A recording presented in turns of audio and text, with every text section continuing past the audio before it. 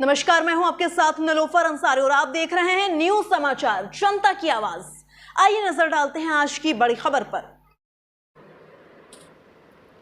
खबर यूपी के बलिया से है, जहां बलिया के सिकंदरपुर स्थित गांधी इंटर कॉलेज के मैदान में केंद्रीय रक्षा मंत्री राजनाथ सिंह ने शुक्रवार की शाम को पहुंचकर सलेमपुर लोकसभा से भारतीय जनता पार्टी के प्रत्याशी रविंद्र कुशवाहा के समर्थन में एक जनसभा को संबोधित किया। अपने संबोधन के दौरान उन्होंने दिल्ली के मुख्यमंत्री अरविंद केजरीवाल पर निशाना साधते हुए राजनाथ सिंह ने कहा कि आम आदमी पार्टी के नेता अरविंद केजरीवाल अभी जेल में गए थे और कहते हैं कि नरेंद्र मोदी ईडी और सीबीआई लगाकर सबको जेल भेजती है। उन्होंने कहा कि अगर ये हमने गलत किया तो अदालत है वो हमारे फैसले को क्यों नहीं गलत ठहराती, उनके ऊपर कोई दबाव नहीं डाल सकता। उन्होंने आरोप लगाया कि अरविंद केजरीवाल भ्रष्टाचार के कारण जेल गए और ये सिद्ध होकर रहेगा। केजरीवाल ने अन्ना साहब हजारे को धोखा दिया। उन्होंने कहा कि अन्ना हजारे ने केजरीवाल से कहा था कि राजनीतिक पार्टी मत बनाना, हमने भ्रष्टाचार के खिलाफ आंदोलन छेड़ा है, नहीं तो इस पर से जनता का विश्वास समाप्त हो जाएगा। पर जिन्होंने अन्ना हजारे को धोखा दिया वो आपको बख्शेंगे। उन्होंने चुटकी लेते हुए कहा कि 20 दिन के लिए बाहर आए हैं, फिर 1 जून को चले जाएंगे। उन्हें हम नहीं भेजेंगे बल्कि अदालत खुद भेजेगी। वहीं आम आदमी पार्टी के राज्यसभा सांसद स्वाति मालीवाल की पिटाई के मुद्दे पर उन्होंने कहा कि अरविंद केजरीवाल के घर में उनकी पार्टी की राज्यसभा सांसद लात घूंसों से पीटी गई और उसके ऊपर से आप बोल नहीं रहे हैं। ये क्या नेता है? नेता का शेर का कलेजा होना चाहिए। वहीं एक देश का चुनाव के मुद्दे पर उन्होंने कहा कि कहीं कहीं हर महीने देश में चुनाव ही होते रहते हैं। हम लोगों ने फैसला किया है कि वो सिलसिला बंद होना चाहिए। इस देश में विधानसभा और लोकसभा के चुनाव एक साथ होने चाहिए। एक राष्ट्र एक चुनाव, इससे आपकी कमाई, संसाधनों और समय की बचत होगी। क्या इसे करना तानाशाही? हमने क्या अपराध किया है?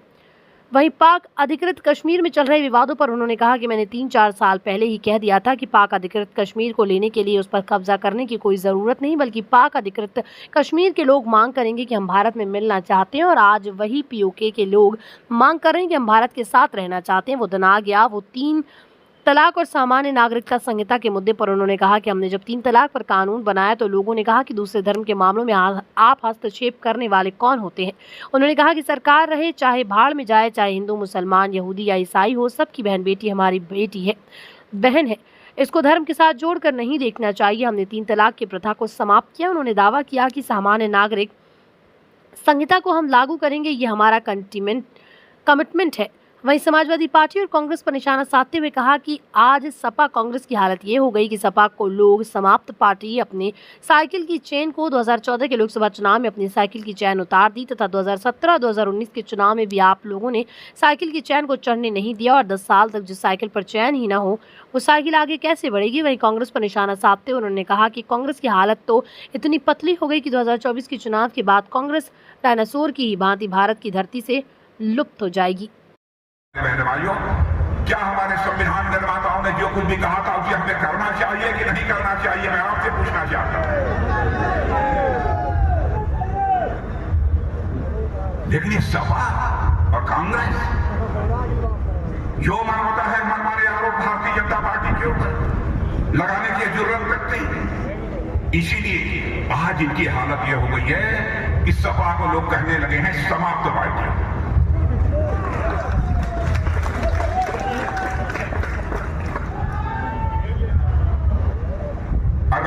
साइकिल की चेन उतर चुकी है। 2014 में ही साइकिल की चेन आप लोगों ने उतार दिया है। 2014 का जब लोकसभा चुनाव था उसी में आपने साइकिल की चेन उतार दी थी और 2017 के विधानसभा में भी आपने साइकिल की चेन को चढ़ने नहीं दी। 2022 का चुनाव हुआ, उसमें भी 2019 का चुनाव हुआ, फिर भी आपने साइकिल की चेन को चढ़ने नहीं दिया। 2022 का विधानसभा का चुनाव हुआ, उसमें भी आपने नहीं चर्चा की। अब बहनों भाइयों, 10 साल तक जिस साइकिल पर चेन हो ही न हो वो साइकिल आगे कैसे बढ़ेगी? और कांग्रेस की हालत तो कितनी पतली हो गई है कि 2024 के चुनाव के बाद यदि हमारे 10 साल बाद नौजवानों से पूछेंगे कांग्रेस, तो पूछेगी कौन कांग्रेस? जैसे विश्व की धरती से डायनासोर लुप्त हो गए, मुझे लगता है भारत की धरती से अब कांग्रेस भी लुप्त हो गई।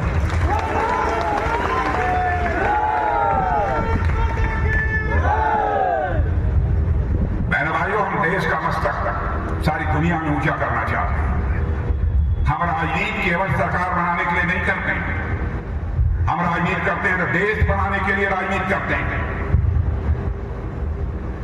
करके दिखाया है। 2014 में अटल बिहारी वाजपेयी जी की सरकार आपने बनाई। बहनों भाइयों, श्रद्धेय अटल बिहारी वाजपेयी जी ने आज हिंदुस्तान की जो चौड़ी चौड़ी सड़कें दिखाई दे रही हैं, उसका श्रेय किसको जाता है? 2019 में आपने मोदी जी के नेतृत्व में केंद्र में सरकार बनाई, क्या नहीं किया है? और आगे भी मैं कहना चाहता हूं, बहुत कुछ करने का हम लोगों ने सोच रखा है, केवल सोच नहीं रखा है, ठान रखा है। मेरे ना हजारे को धोखा दिया, वह आपको बख्शे। 20 दिन के लिए बाहर आए हैं, फिर पहली जून को चले जाएंगे। हम लोग नहीं भेजेंगे, अदालत नहीं कहा नो नो नो नो, 1 जून के बाद तुम भीतर नहीं रहोगे, बाहर जाना। तो तुम बाहर नहीं रहोगे, भीतर जाना। इनके घर में राज्यसभा की